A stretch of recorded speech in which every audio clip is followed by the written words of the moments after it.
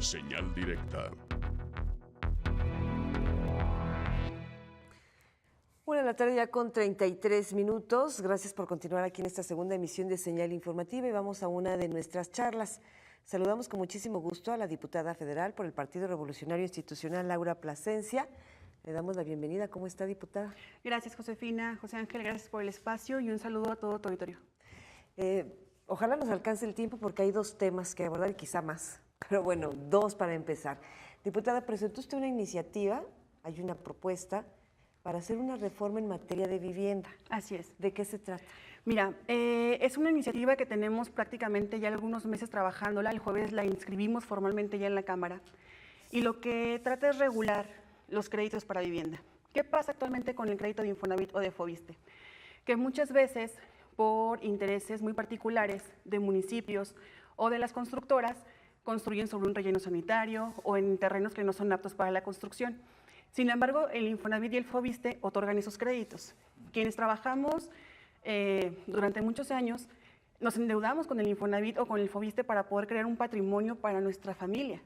Y es indigno que nos den una vivienda donde no tiene condiciones convenientes para la habitabilidad. Precisamente trata de eso, de blindar el Infonavit, blindar el Foviste y garantizar que cada crédito que se otorgue para vivienda realmente cuente con un estudio previo del Infonavit y no tengamos casos como los de Urbi, como los de Cuernavaca, Morelos o como los de la Ciudad de México. Rige nada más para cuando se construye vivienda que será financiada por estas instituciones como Infonavit o Foviste, es decir, ya si un particular lo hace por su cuenta, pues hay ni qué hacer, diputada. Principalmente reforma 3 ordenamientos: la Ley General de Vivienda, la Ley del Infonavit y la Ley del Foviste. Para obligar, mira, en el caso de México, más del 90% de la población adquiere su vivienda con un crédito de Infonavit o con un crédito de Foviste. Son pocos quienes se van a un crédito bancario directo o pagarlo de contado. La realidad es que lo que queremos es garantizar que cuando un trabajador en México o una trabajadora se endeude por 30 años para construir su patrimonio, el Infonavit o el Foviste, que son quienes otorgan esos créditos o ese recurso para la adquisición de la vivienda, realmente le garanticen que su patrimonio está bien construido. Hay casos que son emblemáticos. Uno, por ejemplo, que te lo podría comentar, que dio origen a toda esta iniciativa, es precisamente uno en el municipio, que es el caso de Urbi. Vemos cómo son casas construidas prácticamente sobre un relleno sanitario, que aparte la ley lo prohíbe. La ley federal lo prohíbe. No puedes construir en ningún terreno contaminado vivienda de ningún tipo, ni para uso de lujo o como vivienda de interés social. Hoy tenemos un caso muy controvertido, el caso del DEAN, por ejemplo, que fue una planta de transferencia. Sin embargo, ya en Cabildo se aprobó el cambio de uso de suelo, porque eso es una facultad de los gobiernos municipales.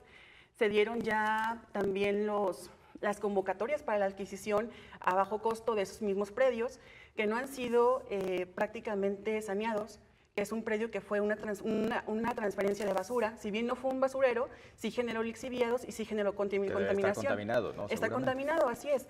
En ese predio, por ley, no puede construirse ninguna vivienda de interés social, porque quien llega a vivir a ese predio va a sufrir en su salud precisamente los estragos de la contaminación. Justamente le iba a preguntar eso, si estuviera violentando ese cambio de uso de suelo, porque al parecer porque va esa construcción, que es a un costado del DEAN. Así es. Es a un costado del DEAN. ¿Y qué se puede hacer en ese sentido? O sea, ¿para qué más reformas si ya hay leyes que lo prohíben? Mira, en el caso del DEAN, una servidora presentó en la comisión permanente que terminó en el mes de febrero un punto de acuerdo de urgente resolución, exhortando al gobierno municipal de Guadalajara precisamente para que se abstuviera de vender esos predios. Primero, porque son propiedad y patrimonio de las y de los tapatíos. Y segundo, porque ese predio está contaminado. Viola el cuarto constitucional, que en la Carta Magna nos dice que todos los mexicanos tenemos derecho a la salud y a un medio ambiente sano.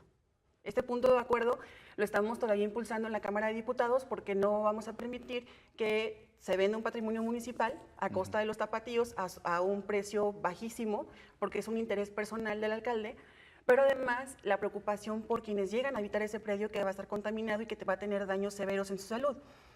A raíz del sismo del 19 de septiembre, nos dimos cuenta de otros casos en la Ciudad de México o en Cuernavaca. Complejos completos, habitacionales, recién construidos, que no cumplieron con la norma técnica de construcción vigente en México desde el sismo del 85. Y que sin embargo Esos trabajadores pues ven afectado en su patrimonio porque les van a seguir descontando el crédito del Infonavit, no ahorita, porque ahorita se emitieron medidas urgentes por parte del Infonavit, pero en un futuro van a seguir pagando sus créditos sin tener su vivienda. O en el caso de Morelos, en Cuernavaca tenemos casos parecidos de la misma situación, precisamente en tema de vivienda. Lo que queremos con esta iniciativa es garantizar el derecho que tenemos precisamente a la vivienda digna como trabajadoras, como trabajadores, y que ningún interés o ninguna corrupción pueda afectar mi derecho a la vivienda porque me la vendieron en un predio que es relleno sanitario, que no cuenta con una planta de tratamiento de aguas residuales o que incluso está incomunicada porque hay muchos fraccionamientos así. Las viviendas que nos menciona, diputada, a ver, que se cayeron con el sismo y que eran todavía parte de un crédito de Infonavit, ¿no contaban con algún tipo de seguro como para...? El Infonavit cuenta con seguro de gastos catastróficos. Y en el caso, por ejemplo, ¿Pero a quién de las... protege? ¿Al Infonavit o al El Infonavit al derechohabiente. ¿Sí? Al derechohabiente. Tienen un seguro de gastos catastróficos que protegen al derechohabiente de pagar sus cuotas durante un tiempo. El problema no es ese, el problema es que por la corrupción que impera en la construcción de obra pública y en la construcción de vivienda, es que se cayeron sus viviendas. Claro. O sea, ese es el fondo del tema, de cómo las delegaciones en el caso de la Ciudad de México, porque ya son delegaciones, permitieron no solamente la licencia de construcción, sino que recepcionaron esta construcción a la constructora cuando no cumplía con todas las normas de construcción, materiales baratos, mal construidas, sin la infraestructura necesaria en términos de las vigas que deben de llevar todos los multifamiliares, y que eso incluso puso en riesgo a muchos de los habitantes de esas viviendas. Diputada, antes de que nos coma el tiempo, a ver, estamos hablando de un crédito carísimo porque estamos hablando a 30 años. Así es.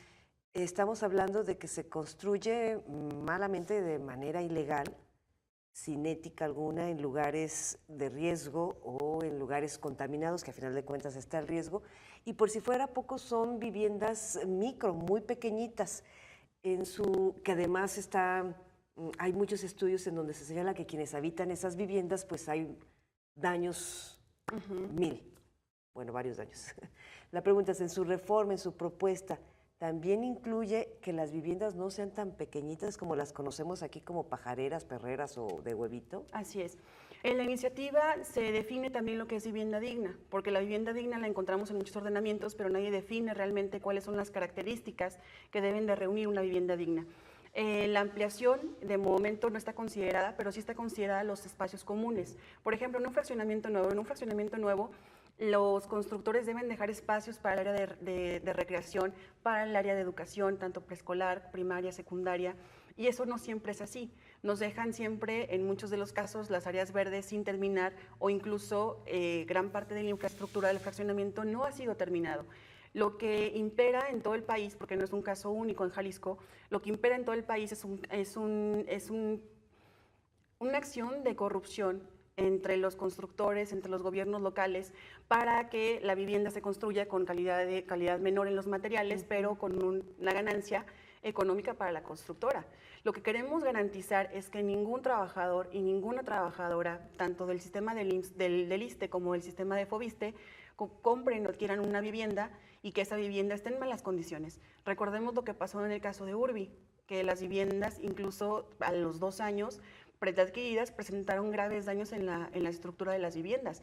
Y hoy por hoy la constructora se liquidó o se declaró en quiebra, se liquidó mercantilmente y no encontramos quién pueda responder por los daños patrimoniales a las trabajadoras y a los trabajadores que adquirieron esas viviendas. Si el Infonavit y FOVISSSTE emitieran primero o revisaran con un dictamen pericial la condición de las viviendas y en función de ello tomaran la decisión de otorgar créditos o no en X o Y fraccionamiento, otra cosa sería en México porque no nos venderían vivienda mal construida. Son corresponsables, perdón. Entonces el Infonavit y el FOVISSSTE son corresponsables. Porque no supervisan en dónde otorgan el crédito. Cuando un trabajador va y reclama al Infonavit o al FOVISSSTE, le dicen, bueno, es que en tu contrato tú elegiste tu vivienda, sí, tú elegiste dónde vivir y en tu contrato no leíste las cláusulas pequeñas. Cierto. No, pero que se laven las manos, qué fácil, ¿no? Así es lo que no queremos con esta iniciativa.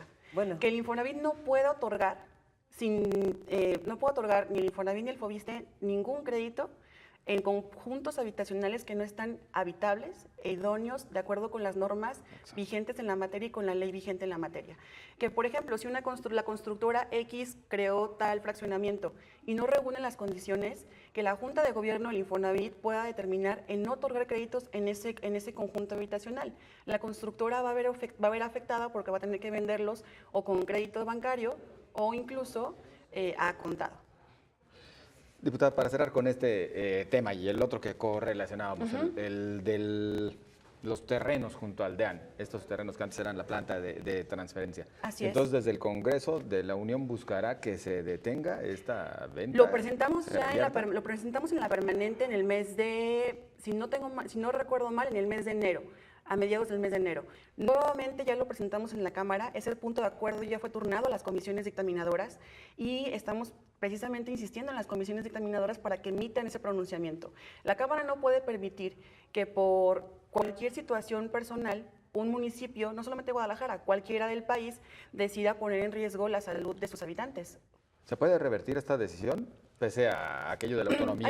Hay diferentes recursos. Por ejemplo, en el caso de las ciudadanas y los ciudadanos de Guadalajara pueden recurrir a un juicio administrativo que no echa para atrás la decisión del alcalde, pero sí retrasa la puesta en venta o la venta de esos terrenos y va a retrasarlo por muchos años hasta que un tribunal administrativo emita un fallo, ya sea a favor de la venta del terreno o en contra de la venta del terreno. Bueno, pero ya se vendieron los terrenos, entonces, bueno, a pesar de esto que está señalando, pudiera ocurrir algo así como Arcediano. Tienen 10 años construyendo la presa y ahí va. Así es. Ladrillito por ladrillito, ¿no? A ver. Bueno, pues es todo un gran tema. Diputada, sí, gracias. Ya estaremos de regreso dándoles más información al respecto de cómo van los avances. La realidad es que esta iniciativa va a ser presentada y apoyada por algunos sindicatos del país, porque debemos velar por los derechos de las trabajadoras y de los trabajadores. Es momento también de que los sindicatos en México se reivindiquen con las causas sociales y que realmente pues vean por este tema como una prioridad. Y quisiera también adelantarles algo. En el caso de una servidora, hace 2 semanas, inscribimos ya en la Cámara de Diputados una nueva reforma. Es una reforma a la Ley Federal del Trabajo. Como saben, la profesión del periodismo está considerada como oficio. Lo que estamos proponiendo en esta iniciativa, en la reforma de la Ley Federal del Trabajo, es crear un capítulo especial para el trabajo de periodistas, elevarlo de oficio a profesión para que el tabulador salarial también sea mayor, pero además que se garantice por parte de los empleadores, tanto públicos como privados, todos los derechos laborales consagrados en México desde hace muchos años. El acceso a la vivienda, la cotización para la jubilación, para la pensión y también el acceso a la salud por parte del IMSS. ¿Dónde firmamos? Está presentada ya la iniciativa. Estamos obviamente presionando para que pueda ser dictaminada cuanto antes. No podemos hablar en México de que garanticemos los derechos de los periodistas si no les damos primero los derechos básicos que tiene cualquier mexicano y cualquier trabajador en nuestro país, que es el derecho a la salud, a la vivienda y a la jubilación y a la pensión. Es indigno cómo estamos en México en materia de periodismo. En el caso, por ejemplo, de los compañeros que han sido incluso asesinados por buscar la nota y que mueren y dejan en total vulnerabilidad a su familia.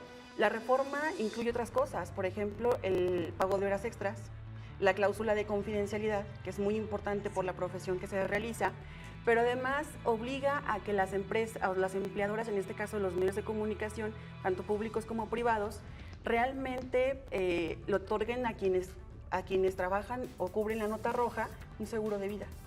Diputada, se nos agotó el tiempo, pero la promesa de volverla a invitar. Claro, muchísimas gracias. Hay mucho que platicar, gracias. Es la diputada Laura Plasencia. Regresamos en 2 minutos.